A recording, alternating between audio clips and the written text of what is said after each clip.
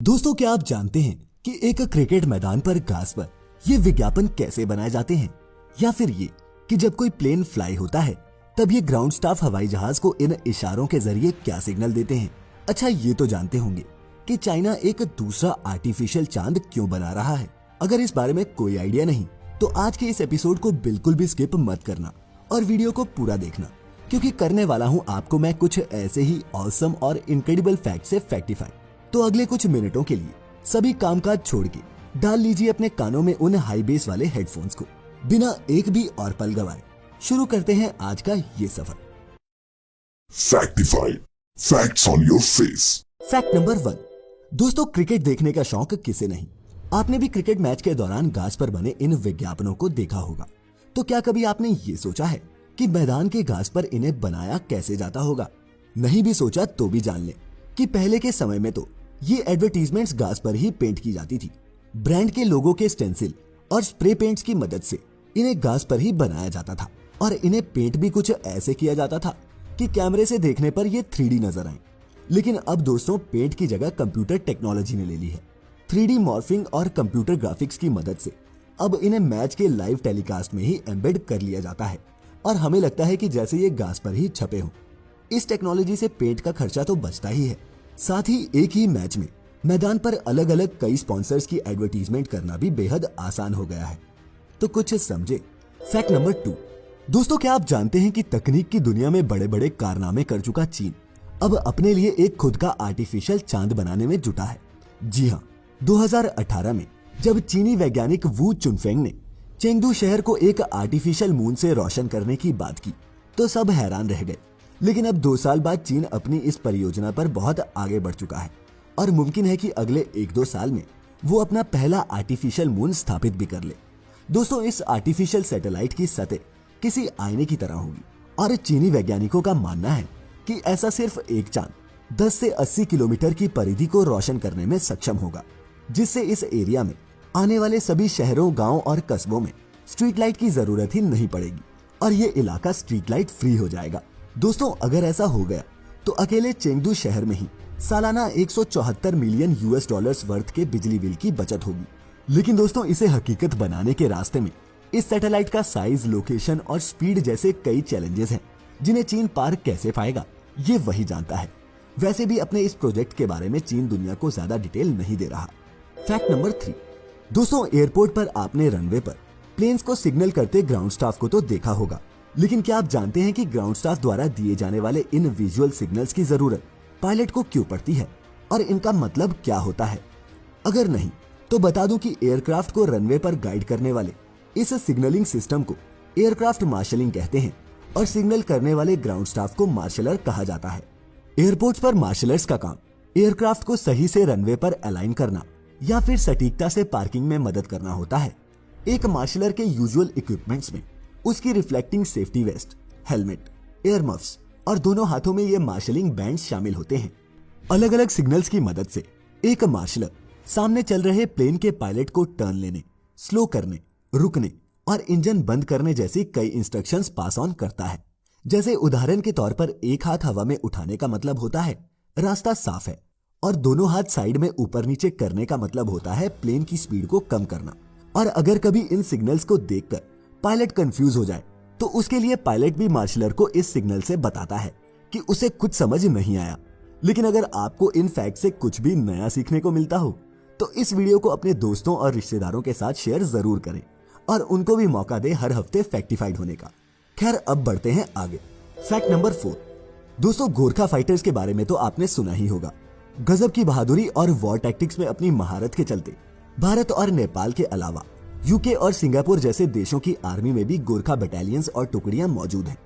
आज इस फैक्ट में मैं आपको एक ऐसे गोरखा फाइटर की कहानी बताने जा रहा हूं जिसने अपनी खुखरी और सिर्फ एक बोल्ट एक्शन राइफल की मदद से 200 जापानी सोल्जर्स का सामना किया था। इस बहादुर गोरखा का नाम था लचिमन गुरुंग, जिसकी कंपनी वर्ल्ड वॉर 2 में बर्मा में चल रहे युद्ध के दौरान जापानीज ट्रूप्स के एक अचानक हमले से सरप्राइज हो गई थी। जिस ट्रेंच में ये गोरखा जवान थे उसमें जापानियों ने कई ग्रेनेड्स डाल दिए। गुरुंग ने 2 ग्रेनेड तो अंधेरे में छिपे उन जापानियों पर वापस फेंक दिए, लेकिन तीसरा ग्रेनेड उनके हाथ में ही फट गया। दाएं हाथ की उंगलियां खोने और मुंह पर ग्रेनेड के धमाके से हुए जख्म के बावजूद गुरुंग ने वही किया जो एक गोरखा करना जानता है, और वो है मरते दम तक लड़ते रहना। सुबह तक गुरुंग ने अपनी MK3 बोल्ट एक्शन राइफल से एक एक करके 31 जापानी जवानों को मौत के घाट उतार दिया, और ये भी तब जब उनका दायां हाथ काम नहीं कर रहा था। विक्टोरिया क्रॉस से सम्मानित लचिमन गुरुंग की मृत्यु 2010 में 92 साल की उम्र में इंग्लैंड में हुई। Fact number 5।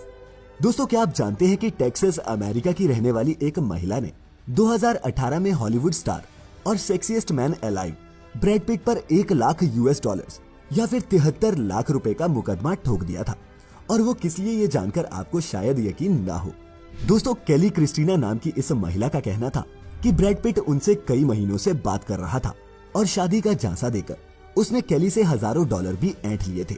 लेकिन जब ये केस कोर्ट में पहुंचा तो ये साफ हो गया कि केली एक ऑनलाइन स्कैम का शिकार बन गई थी। एक साइबरकॉन आर्टिस्ट ने ब्रैड पिट की फेक आईडी बनाकर केली से कई महीनों तक बातचीत की, और इस दौरान केली द्वारा ऑर्गेनाइज कुछ इवेंट्स में आने की एवज में $40,000 या फिर 30 लाख भारतीय रुपए के लगभग की ठगी कर ली। कोर्ट में ब्रैड पिट के लॉयर्स ने यह साफ कर दिया कि ऑस्कर विनर एक्टर का इस महिला से कभी भी कोई भी कांटेक्ट नहीं हुआ, जिसके बाद केली के पैसे डूबे सो डूबे, बेचारी का दिल भी टूट गया। Fact number 6। दोस्तों, क्या आप जानते हैं कि 1963 में एक आदमी को अपने ही घर में कुछ रिपेयर का काम करते हुए गलती से एक अंडरग्राउंड शहर का रास्ता मिल गया था। जी हाँ, ये कहानी है कैपाडोकिया के रहने वाले एक आम तुर्क नागरिक की, जिसने अपनी बेसमेंट में जब एक दीवार गिराई तो उसे रास्ता मिला एक अंडरग्राउंड टनल का, जो ओपन हुई एक कंप्लीटली अंडरग्राउंड हिडन सिटी में, जिसका नाम था डेरिनक्यू। हिस्टोरियंस के मुताबिक सरफेस से 18 स्टोरीज नीचे तक बनी इस मल्टी लेवल सिटी में अपने समय पे 20,000 से भी ज्यादा लोग और मवेशी रह सकते थे। 10वीं सदी के आसपास बनाया गया ये शहर एक बहुत बड़े बंकर जैसा है, जिसे शायद अरब और बाइजेंटाइंस के बीच में चल रहे युद्धों से अपने नागरिकों को बचाने के लिए बनवाया गया था। इस शहर में किचन, चर्च, मकबरों और स्कूल्स का एक ऐसा अंडरग्राउंड नेटवर्क है जिसे देखकर यकीन कर पाना मुश्किल है, लेकिन ये सबूत है इंसानों की एंशिएंट टेक्नोलॉजी का। आप क्या सोचते हैं? Fact number 7। दोस्तों, आपने भी सुना या महसूस किया होगा कि हमारे देश भारत की अर्थव्यवस्था का हाल कुछ ठीक नहीं चल रहा। हाल ही में आई IMF की एक रिपोर्ट के मुताबिक इस साल हमारे देश की पर कैपिटा GDP यानी कि प्रति व्यक्ति सकल घरेलू उत्पाद बांग्लादेश से भी पिछड़ गया है। लेकिन क्या सिर्फ बांग्लादेश ही है जो हमें पीछे छोड़ रहा है? नहीं दोस्तों, आपको जानकर हैरानी होगी कि श्रीलंका, भूटान और मालदीव जैसे देश भी इस मामले में हमसे आगे हैं। और इसके बाद तो इंडियन सबकॉन्टिनेंट में सिर्फ पाकिस्तान और नेपाल ही रह जाएंगे जो इस मामले में हमसे पीछे रह जाएंगे। तो क्या हमें इस बात की खुशी मनानी चाहिए कि हम अभी पाकिस्तान और नेपाल से बेहतर हैं? नहीं दोस्तों, किसी भी बीमारी के इलाज से पहले बीमारी को मानना और पहचानना जरूरी है। लेकिन इकोनॉमी की पड़ी किसे है? अभी बिहार में इलेक्शन है, फिर कहीं और आ जाएंगे। आप भी सोचिएगा कि जब इसी कोरोना काल में बांग्लादेश +4% की ग्रोथ रेट दिखा रहा है, तब हम क्यों -9% से सिकुड़ रहे हैं? चुनिए जिसे मर्जी, लेकिन सवाल भी पूछिए। Fact number 8। दोस्तों, पिछले एपिसोड में मैंने आपको 10, 20 और 50 के नोट्स के पीछे छपी हमारी धरोहरों के बारे में संक्षेप में बताया था। आज इस फैक्ट में बाकी के नोट्स। तो 100 रुपए के नोट के पीछे जब आप नजर डालेंगे तो दिखेगी आपको गुजरात के पटन में सरस्वती के किनारे बनी ये अद्भुत रानी की बाव। ये एक स्टेप वेल है जो रानी उदयमती ने अपने पति भीमदेव एक की यादगार में खुद बनवाया था। हर मंजिल पर सुंदर मूर्तिकला और नक्काशी से सजी ये बाव एक इन्वर्टेड टेम्पल की तरह है, जिसे अगर आप कभी गुजरात आए तो देखना बिल्कुल भी ना भूलें। अब 200 के नोट के पीछे नजर डालें तो दिखता है मशहूर सांची स्तूपा, जो मध्य प्रदेश की राजधानी भोपाल से लगभग 46 किलोमीटर की दूरी पर स्थित है और भारत में सबसे पुराना और सबसे बड़ा बौद्ध स्तूपा है। दोस्तों, आपको जानकर हैरानी होगी कि 54 फीट ऊंचा और 120 फीट चौड़ा ये बौद्ध स्मारक 2300 साल से भी ज्यादा पुराना है और देखने में अविश्वसनीय लगता है।